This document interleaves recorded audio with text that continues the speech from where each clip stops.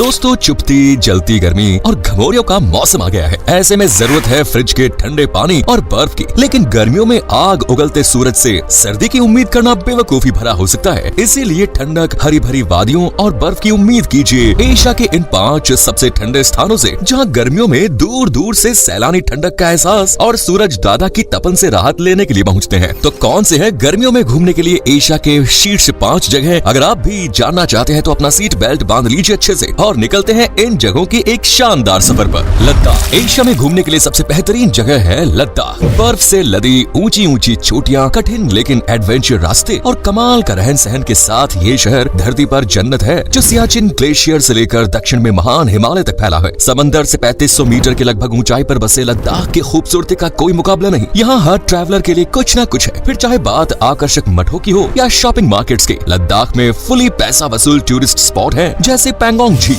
जो 134 किलोमीटर लंबी और 4350 मीटर की ऊंचाई पर स्थित है। यहाँ का टेम्परेचर -5 डिग्री सेल्सियस से 10 डिग्री सेल्सियस के बीच ही रहता है। इसीलिए भारी भरकम बैग्स में गर्म कपड़ों के लिए जगह बनाना बहुत जरूरी है, वरना आते ही डॉक्टर अंकल को याद करना पड़ेगा। लद्दाख में चुंबकीय पहाड़ी की बात ही निराली है। लगता है जैसे वर्ल्ड का सारा ग्रेविटेशनल फोर्स यहीं आकर ठहर गया। लेह शहर से सिर्फ 27 किलोमीटर की दूरी पर 14,000 फीट की ऊंचाई पर मौजूद इस हिल पर जा तो सकते हैं, लेकिन मेटल से भरी चीजों को दूर रखकर, वरना ये हिल आपको वापस आने की परमिशन नहीं देगी। दोस्तों चादर को आपने ओढ़ा तो जरूर होगा, लेकिन कभी घूमा है? वह लद्दाख में एक ऐसा स्पॉट भी है जिसे चादर ट्रैक कहते हैं। बिल्कुल सफेद बर्फ से ढकी इस जगह को देखने का असली मजा सर्दियों में ही आता है, जहाँ ट्रैकिंग और नदी को ताड़ने का अलग ही अनुभव मिलता है। वहीं एडवेंचर प्लस धार्मिक अनुभव के लिए फुकताल मठ भी बाहें फैलाए लद्दाख की शान बढ़ाता है। आप मानेंगे नहीं, लेकिन ये 2500 साल पुराना मठ है, और ऐसा मठ जहाँ पैदल यात्रा करने पर ही पहुंचा जा सकता है। ये तो कुछ भी नहीं, समुद्र तल से 3609 मीटर की ऊंचाई पर 5555 सीढ़ियों से लैस सड़क से 5 किलोमीटर की दूरी पर मौजूद शांति स्तूप भी आकर्षक स्थल है। साथ ही खारदुंग ला पास भी, जो कि 5359 मीटर की ऊंचाई पर है, ये भी एक प्रमुख पर्यटन स्थल है। इसके अलावा यहाँ ट्रैकिंग, राफ्टिंग, नौकायान, बाइकिंग, पर्वतारोहण जैसे एडवेंचर्स भी किए जा सकते हैं। वैसे जा रहे हैं तो कारगिल, पैंगोंग त्सो मोरिरी झील देखना याद रखिएगा, वरना ट्रिप कुछ अधूरी सी ही लग सकती है। नेक्स्ट इज बाली। लाखों करोड़ों लोगों के सपनों का शहर, गुनगुनी धूप में बीचेस का शहर, शानदार रिजॉर्ट्स में मौज मस्ती का शहर और पार्टनर साथ हो तो हाथों में हाथ डालने का शहर। बाली खास तौर से इंडियंस के दिल में बसता है, क्योंकि ये इंडोनेशिया का एकमात्र द्वीप है जहाँ ज्यादातर हिंदू रहते हैं। नाइट लाइफ से लेकर गाँव में फैले धान के बाग, लोक संस्कृति से लेकर टॉप पर स्थित पर्यटन स्थल, एडवेंचर प्लेसेस और रोमांटिक स्पॉट्स, मतलब बाली में हर किसी के लिए कुछ न कुछ है। घूमने की बात करें तो सबसे पहले आता है उलुवातु मंदिर, जहाँ ब्रह्मा, विष्णु और महेश यानी त्रिमूर्ति की उपासना की जा सकती है। आसपास बिखरी हरियाली, नीचे समंदर, ऊपर खुला आसमान और सामने भगवान। ये बाली में ट्रिप की शुरुआत करने के लिए बेस्ट प्लेस है। इसके अलावा यहाँ एक और लुभावना टेम्पल है, पूरा तनाह लोध, जो दुनिया भर के सैलानियों के बीच अपनी भव्यता, सुंदरता और मनमोहक दृश्यों के लिए फेमस है। मंदिर के आसपास उठती समुद्र की लहरें जब गालों को छूती है तो मानो जन्नत नसीब हो जाती है। हरियाली की कमी यहाँ नहीं है और मंदिर तक पहुँचने का रास्ता तो मनोरंजन से भरपूर है। मंदिर के आसपास सांस्कृतिक लोक नृत्य होता है, तो उसे मिस करना बिल्कुल न भूलें।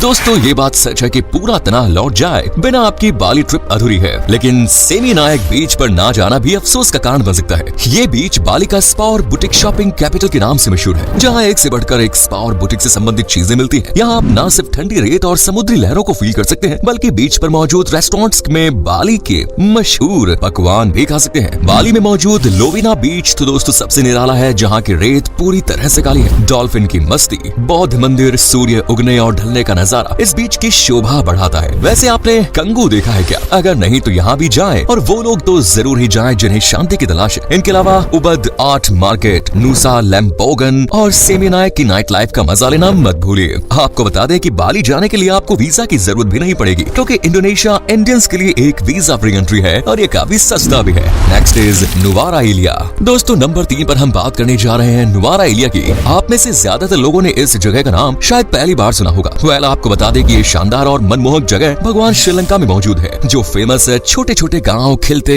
हरे भरे चाय के बागानों के लिए। नुवारा एलिया में सबसे आकर्षक जगह है सीता एलिया। यह अशोक वाटिका का हिस्सा है, यानी वही जगह जहाँ माता सीता को रखा गया जब रावण ने उन्हें अगवा कर लिया था। यहाँ चारों तरफ माता सीता की तस्वीर, हरियाली और इतनी शांति है कि आपका दिल खुश हो जाएगा। इसके बाद यहाँ मौजूद है ग्रेगरी झील, जिसे अंग्रेजों द्वारा बनवाया गया था। झील के आसपास वादियां ही वादियां हैं और किनारे पर रंग बिरंगी बोट भी सैलानियों के इंतजार में रहती है। शहर से लगभग 3.5 किलोमीटर की दूरी पर पेड्रो टी एस्टेट हरे भरे आंखों को ठंडक पहुंचाने वाले चाय के बागानों से सजा हुआ। चलिए अब आपको सैर करवाते हैं नेगोम्बो बीच की, जहाँ की खूबसूरती हर किसी के दिल में समा जाती है। बीच के आसपास हरियाली तो है ही, पानी भी है, साथ ही साथ खूबसूरत होटल्स, रेस्टोरेंट्स वगैरह भी यहाँ हैं। इनके अलावा Galway Land National Park, Hakgala Botanical Garden, Ramboda झरना जैसी कई जगहों पर घूमा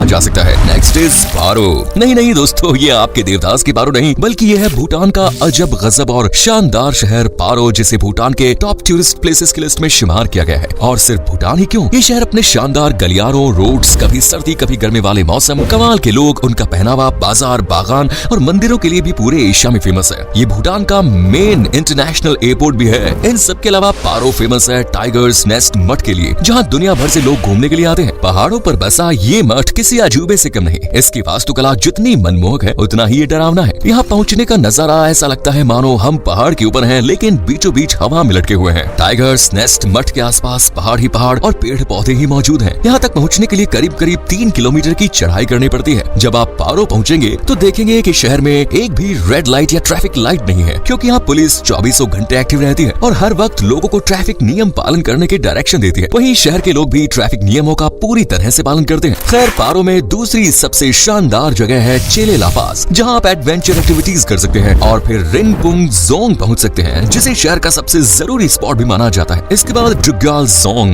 ड्रुकचोइडिंग मंदिर, डुक्से लखांग जैसी कई शानदार जगहों को भी आप एक्सप्लोर कर सकते हैं। वैसे तो आपको इस शहर में एक से बढ़कर एक चीजें मिलेंगी, लेकिन यहाँ के हस्तशिल्प सच में कमाल की है। बड़े बड़े स्टोर्स के अंदर तरह तरह के हस्तशिल्प लोगों का इंतजार करते हैं। पारो पहुंचने के लिए आपको पूरा भूटान घूमने की जरूरत नहीं है, क्योंकि यहाँ एयरपोर्ट है तो आप डायरेक्ट लैंड कर सकते हैं। और अगर भूटान के किसी दूसरे हिस्से में है तो बाई बस या टैक्सी से यहाँ पहुँच सकते हैं। हर जगह से अलग अलग किराया होगा, लेकिन आपकी सोच से थोड़ा सस्ता ही होगा, क्योंकि पारो घूमने के लिए एक सस्ती और अच्छी जगह है। चलिए आप जानते हैं एशिया के उस प्लेस के बारे में जो इस लिस्ट में 5वें नंबर पर है, पोखरा। पोखरा हिमालय पर्वत के पहाड़ों पर मौजूद नेपाल की सबसे खूबसूरत जगह है, जो प्राकृतिक सुंदरता, शांत वातावरण और कमाल की मेहमान नवाजी के लिए जानी जाती है। पोखरा में दोस्तों रहस्यमय गलियों से बना एक ऐसा बाजार है जो आपने पहले कभी नहीं देखा होगा। इसे ओल्ड पोखरा बाजार भी कहते हैं और यहाँ की सैर आपको पोखरा, नेपाल के पारंपरिक कपड़े, आर्टिफिशियल चीजें, हैंडीक्राफ्ट सहित कई अमूल्य चीजें दिला सकती है। अगर आप भी अपनी यात्रा की शुरुआत किसी धार्मिक स्थान से करने में विश्वास रखते हैं, तो यहाँ मौजूद ताल बाराही मंदिर आपकी फरियाद पूरी कर सकता है। ये नेपाल का प्रमुख मंदिर है, जो फेवा झील के एक छोटे से द्वीप पर बसा है और नेपाली हिंदुओं की आस्था का प्रमुख केंद्र है। अगर आप नाव से जाते हैं तो सिर्फ 10 मिनट के अंदर मंदिर में होंगे। आसपास झील की खूबसूरती, बोट से आते लोग, मंदिर के अंदर से आते गीतों की आवाज, यकीन मानिए ये धार्मिक अनुभव आप कभी नहीं भूल पाएंगे। और झील के बीचों बीच स्थित ऐसा मंदिर शायद कभी देख भी नहीं पाएंगे आप। पोखरा की सबसे फेमस झील है रूपा झील, जिसका नाम भले ही मेला फिल्म की रूपा से मिलता हो, लेकिन ये रूपा की तरह फ्लॉप नहीं बल्कि हिट है और मीठे पानी की झील है। झील के आसपास शांति और किनारे पर बोट्स की लाइन लगी रहती है, इसीलिए यहाँ आप बोटिंग का सपना भी पूरा कर सकते हैं। घूमने के लिए बेगनास झील भी किसी से कम नहीं। यहाँ ज्यादा भीड़ नहीं रहती, इसलिए आप शांति से कुछ पल गुजार सकते हैं। ये झील पोखरा के लिए सबसे जरूरी कही जा सकती है, क्योंकि इसी की मदद से किसान सिंचाई और मछुआरे मत्स्य पालन करते हैं। वैसे दोस्तों, पानी से दूर अगर आप आसमान में कुछ एडवेंचर लाइक पैराशूट राइड लेना चाहते हैं, तो एक बार सांगरकोट जरूर जाएं, जहां लोग पैराशूट राइड लेने के लिए बड़ी संख्या में पहुंचते हैं। चलिए आप पहुंचते हैं अनाडू हिल्स पर 1100 मीटर की ऊंचाई पर, जहां मिलेगा पोखरा का शांति स्तूप। ये बौद्ध पैगोडा शैली में बना एक स्मारक है, जो अनाडू पहाड़ी पर बड़ी शान से खड़ा हुआ है और लोगों के बीच चर्चा का विषय भी है। शांति स्तूप की वास्तुकला को निहारने के बाद आप फेवा झील में रंग बिरंगी बोट और आसपास की हरियाली भी देख सकते हैं। इस झील की सबसे खास बात है कि ये नेचुरल नहीं है, ना ही सुपर नेचुरल है, बल्कि इस झील को इंसानों द्वारा बनाया गया है और ये नेपाल में ताजे पानी की सबसे बड़ी झीलों में गिनी जाती है। इनके अलावा गोरखा मेमोरियल म्यूजियम, श्री विंध्यवासिनी मंदिर जैसे कई स्थल हैं, जो पोखरा में आपको आनंद से भर देने वाले हैं। तो फिर क्या सोचा, सबसे पहले आप इनमें से किस जगह पर जाना पसंद करेंगे? वैसे दोस्तों, इनमें किन जगहों की सैर आप कर चुके हैं और कौन सी जगह आपको सबसे ज्यादा पसंद आई? कमेंट्स में जरूर बताएं। वीडियो पसंद आई तो लाइक करें, चैनल को सब्सक्राइब करें, वीडियो को शेयर करें और मिलते हैं नेक्स्ट वीडियो में।